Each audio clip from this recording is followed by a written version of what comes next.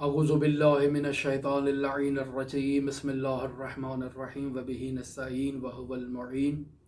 हमारी आपके साथ गुफ्तगू हज़रत सैयदुल औसिया अमीरुल मोमिनीन अली इब्न अबी तालिब अलैहि आलाफ़ु तहियत व सना की कज़ावत के बारे में जारी थी। आपकी खिदमत में जो फ़ैसला पेश करना चाहता हूँ, इस फ़ैसले का उन्वान यह है कि खलीफा पर बच्चे की दियत वाजिब है। माजरा कुछ इस तरह से है कि दूसरे खलीफा के पास कुछ लोग आकर गवाही देते हैं कि फ़लाँ खातून जो है वो ज़िना करवाती है। अब जब कुछ अफराद ने गवाही दे दी तो खलीफा ने भी यहाँ पर अपने कारिंदे, अपने मामूर भेजकर उस खातून को डराना धमकाना शुरू कर दिया। वो खातून हामिला थी और पहले तो उसके गुमाश्ते गए, जिन्होंने या शुरते गए या पुलिस वाले गए या कारिंदे गए, जो भी थे, उन्होंने जाकर उस औरत को खौफजदा किया। जब उसको खलीफा के दरबार में लाया जा रहा था तो वो मज़ीद खौफ में मुब्तला हो गई कि खलीफा का मिजाज कुछ ऐसे है कि वो फ़ौरन मुझे संसार कर देंगे, मेरे ऊपर हद जारी कर देंगे। तो इसी असना में रास्ते में वक्त से पहले उसको वज़अ हमल का दर्द महसूस हुआ। रास्ते में उसे किसी घर में भेजा गया ताकि ये अपनी इस ज़च्चगी की जो मुद्दत है इसको पूरा करे और वहाँ पर बच्चे की पैदाइश करे। इसका बेटा पैदा हुआ और नहायत कमज़ोर, नहायत नहीफ और मुसलसल रोते रोते वो बच्चा मर जाता है।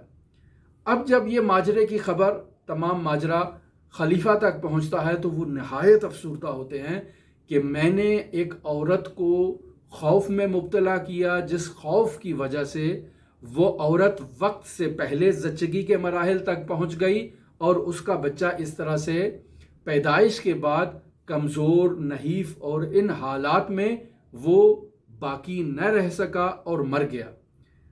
अफसुर्दा थे।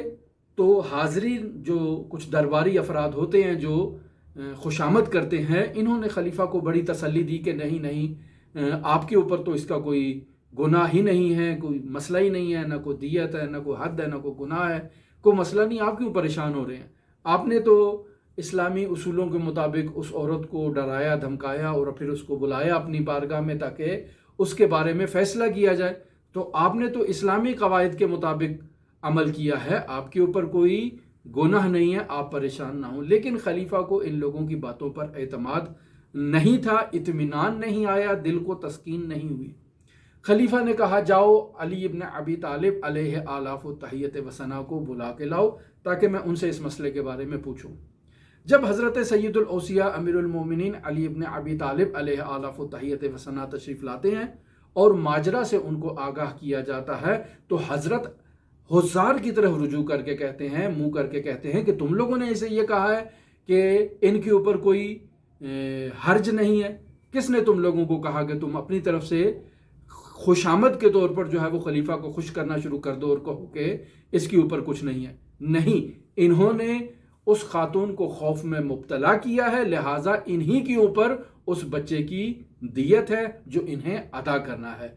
तो इस तरह से हज़रत सैयदुल औसिया अमीरुल मोमिनीन अली इब्न अबी तालिब ने खलीफा पर बच्चे की दियत को साबित किया और उन्हें आगाह किया कि यह आप ही की जिम्मेदारी है और आप ही की कोताही की वजह से वो बच्चा वक्त से पहले इस दुनिया में आया और बाकी न रह सका। अगर आप ये खौफ व हिरास का माहौल फराहम न करते तो ऐसा हरगिज़ न होता। हमारी आपके साथ गुफ्तगू हज़रत सैयदुल औसिया अमीरुल मोमिनीन अली इब्न अबी तालिब अलैहि आलाफ़ु तहियत व सना के फ़ैसलों के बारे में जारी है।